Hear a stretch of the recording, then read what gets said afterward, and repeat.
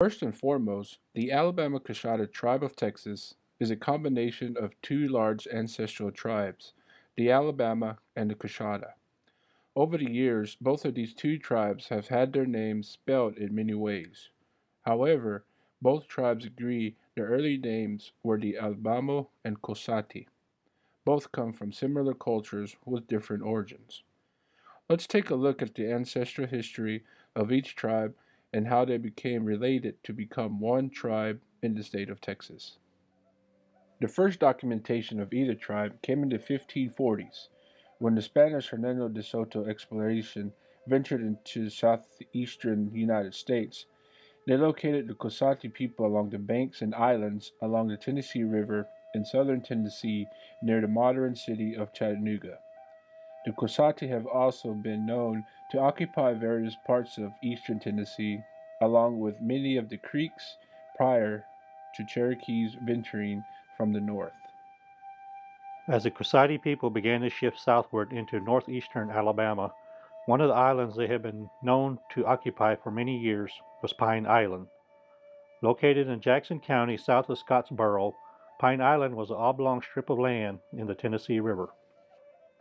Archaeological survey of Pine Island has shown that there were a large occupation on the island from numerous artifacts, burials, and mounds built by the Coushatta people. The images shown here are of the modern view of Pine Island. In the 1930s, the U.S. government, through the Tennessee Valley Authority Act, began to dam various portions of the Tennessee River to generate power and create recreational opportunities. The Gunnersville Reservoir that now encompasses the original Pine Island led to the destruction of the mounds built by the Coushatta people, the removal of their relatives from the many graves they were buried in all appearances of lands above the river level.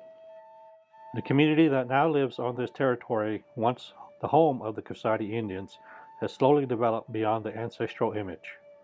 To the immediate north of this community is a boating ramp built by the Alabama Department of Natural Resources for recreational use. What remains of the original Pine Island is a bed of algae and water vegetation to indicate landforms below the river level. Many of the homes built in the present Pine Island community are built on bluffs and steep terrain, many of which require engineering uniqueness to allow the residents to access their homes and daily lives. Imagine what the ancestral Coushatta people experienced in their day. The sun coming up on the mountain range to the east every morning, canoeing over to the present island community to gather wild animals, clays, and stones they needed to survive, to create their pottery, and build their weapons to protect their huts. There is probably thought today to get rid of that long bed of algae and water vegetation so the people would have easier access to the river, rather than going around it every time, not thinking of why it's there or the important history that once dwelt upon those lands. Once Tennessee became settled by American settlers, Coushatta delegates are known to have visited the eventual capital of Nashville. Today, country music has made its stance in Nashville as its capital as well. The Alabama people, on the other hand, were first discovered by Hernando de Soto exploration in northern Mississippi and the territories above the Chickasaw people. As with other tribes that had to deal with these Europeans, the Alabama people also had to fight these Spanish people to protect their villages, people, and crops.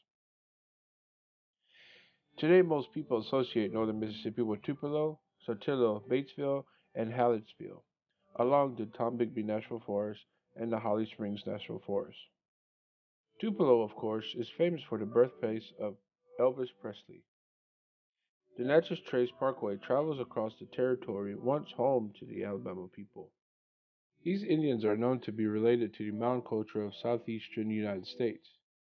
This is evident by numerous mound complexes in northern Mississippi, including the Owl Creek Mounds located on U.S. Forest Service lands south of Tupelo, Mississippi, and the Bottom Mounds along the Natchez Trace Parkway. By the mid 1600s, both the Alabama and Coushatta Indians are believed to have migrated into central Alabama along the Coosa and Tallapoosa rivers. Despite their different cultural origins, these two tribes have many similarities. Having shared various traditions, these two tribes were able to live with each other in this territory, to protect each other and find peaceful solutions when trouble arose, from each other and other Indian nations.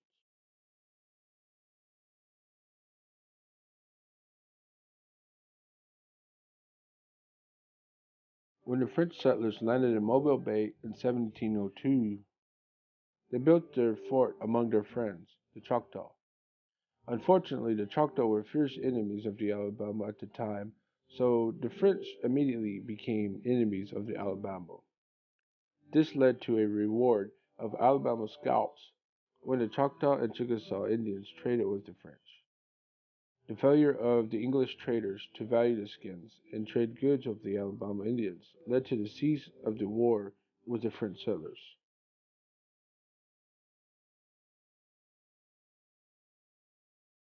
This led to the construction of Fort Toulouse at the point where the Coosa and Tallapoosa rivers meet, the lands where the Alabama and Coushatta's villages were. Also known as Fort Aux des Alabamans, Fort Toulouse was established as a military fort, was really a trade center. The fort fell into neglect several times, either by neglect or by floodings. The French settlers relied upon the Alabama people, which was recognized by other Indian nations who preferred to trade with the Alabama who could get better trade with the French rather than themselves. The Alabama people would become great friends with the French people. No information is known how this happened, but 5 medals were given to Alabama chiefs or Micos by the French king. There is a story of the death of Mico Tamatha Mingo visiting Fort St. Louis in Mobile Bay. The friendship between the Indians and the French people led to a full military honors burial, including the medal given by the king. Following the loss of the French and Indian War in 1763, the French was forced to abandon Fort Toulouse. As they departed, the French informed their friends that the English would seek to destroy them for their lands. Portions of the Alabama and Coushatta parties that protected the French settlers to Mobile Bay were given ferry service into Louisiana, since the French people retreated into New Orleans and their claimed lands in North America. Over the next several decades, members of the Alabama and Coushatta tribes attempted to make their way west. Some tried through old routes into central Mississippi, only to be turned back from Chickasaw and Choctaw oppression. Back in Alabama, a few intermarried into other tribes for survival. Others journeyed into Florida to fight in the Creek and Seminole Wars there. The most successful route to the west was along the Gulf Coast shores, sometimes even island hopping into Louisiana. The Alabama and Coushatta Indians that remained in central Alabama were eventually forced into Oklahoma on the Trail of Tears movement. Those that made it into Louisiana slowly migrated west. Villages were known to exist in Donaldsville, Opelousas, Lafayette, and by the 1780s, most of the Alabama and Coushatta Indians lived in various villages in western and northwestern Louisiana. The Coushatta made fast friends with the cattle bands living in Caddo and Bossier parishes area. They even helped recover horses from an Osage raid that belonged to the Caddo people. In Caddo Parish, the Coushatta established 3 villages. One of those was actually the Miko's house, who preferred to live outside of the village. The modern day community of Benton, Louisiana is the nearest municipality to these Coushatta homesteads. In Vernon Parish, the Coushatta also established their village outside of Maryville. Here, the Coushatta established a route into Texas that would be influential in Texas history. The Alabama also remained near their Coushatta friends, including in Maryville. When the Coushatta crossed the Sabine River to find suitable land and less oppression in the early 1790s, the Alabama eventually followed. Before that, though, the Alabama went to ask the commandant of New Orleans for land. 1,280 acres were granted to the Alabama tribe. However, the tribe never took legal possession of any lands in Louisiana. In Sabine Parish, the Alabama Indians faced constant harassment from their Anglo neighbors. Unfortunately, reaction on both sides became criminal, with several instances of murder. To show conformity, the Miko turned his own brother in for murder. Overnight, the brother was murdered in jail. When the law took its time to charge the criminals, the Alabama people reacted by killing the citizens involved. The Alabama also burned their crops and overnight moved their villages across the Sabine River into Texas, beyond the reach of the Anglo law. The Coushatta ventured as far west as the Trinity River, while the Alabama stayed to the east, preferring the Angelina and Neches rivers. Once each tribe settled peacefully, they created a network of trails between the villages. This network also stretched to other established colonial routes, including the El Camino Real de las Tejas and the Old Spanish Road.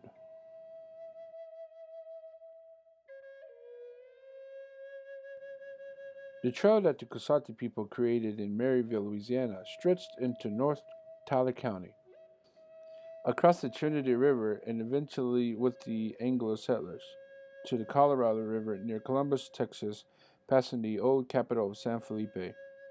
This route was called the Coushatta Trace, a narrow trail settlers would use to move contraband into Texas. In Newton County, US Highway 190 sits directly on top of the Coushatta Trace into Newton, Texas. The history of the Alabama-Coushatta tribe is deep rooted and well established in the state of Texas's origination. Warriors fought for independence in the Battle of Rosales, but gave way to the request to remain neutral during the Texas Revolutionary War. Today, the tribe is governed by a 7-member tribal council.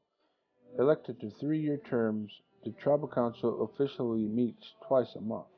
There are also 2 tribal chiefs, as a means of maintaining the tribal tradition of the chief or Mikko for both the Alabama and Coushatta Indians. Both Mikkos are elected to a lifetime term and serve as advisors to the tribal council. There is also a tribal administrator who oversees the daily operations of the tribe's 35 plus departments and business ventures while addressing concerns from the tribal community. The tribal council, Mikkos, and tribal administrator meet twice a month to maintain administration of tribal departments, consider business opportunities, and set legislation for the tribe. There is a certified tribal police department in force, sworn to uphold tribal, federal, and state laws on the reservation and all tribal lands. The tribal court system is also in place for criminal, civil, and unique custom of intervention. The Peacemaker Court. These are hearings that are not necessarily criminal or civil, but require intervention, arbitration, and mediation. The Peacemaker Court serves an attempt to heal disputes and sufferings between various parties, usually families. For each hearing, no attorneys are required. The parties sit at the table with the peacemakers. What is very unique to these hearings is there is only one person allowed to speak at a time. The pine needle basket is used as a microphone, passed among all the parties of the hearings to allow each the opportunity to voice his or her voice. Currently, there is a bingo-style gaming enterprise operating as a means of economic development. The tribe also has a convenience store and 3 smoke shops, including one in the Houston metropolitan area. There is also Lake Tombigbee, a 26-acre man-made lake with camping areas to allow for a peaceful return to nature, from primitive camping to full hookups for recreational vehicles.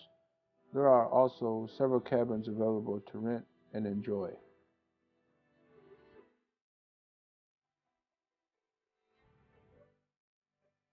There are also 3 churches located on or near the reservation. The Indian Village Presbyterian Church is the oldest in service, beginning in 1880 and is located on the tribe's main complex. There is also the First Texas Indian Baptist Church located to the east of the reservation and the Assembly of God Church on the west side of the reservation. Each are very active in the tribal community, often participating in a number of community events. The reservation has its own health clinic, the Chief Kinda Health Clinic, to provide for minor health conditions for Indians in the Polk County area. As for education, there is a Head Start program on the reservation, one of the first in the country. This program is set up for 3 and 4-year-old children to prepare for elementary school. At one time, the reservation had its own school district on the reservation. The school was closed in 1948, and now the reservation students attend either Livingston, Woodville, or Dollarsville school districts. The tribe continues a variety of cultural traditions. The Alabama and Coushatta dialects are still spoken in the community. The tribal court hearings and tribal council meetings include the traditional dialect since most of the older generations are fluent. Several activities occur throughout the year to encourage the tribal members to use the languages, sometimes during church services. Tribal members continue to make the long-leaf pine needle baskets. Classes are held for tribal members to learn this unique weaving on an annual basis. Beadwork is also popular, with artists making a variety of work, including necklaces, bolo ties, earrings, bracelets, and keychains. Some are often delicate enough for the tribal princess to wear. Though not part of the old tradition, tribal members also continue the powwow style of dancing. Each year, the tribe hosts a children's powwow in January and the annual tribal powwow in June. These are spectacular displays of dancing for all ages.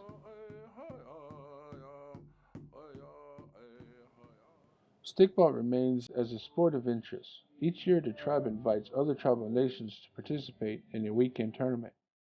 Though still in its infancy stages, the stickball tournament attracts several teams, the local community, as well as visitors interested in witnessing the old traditional game.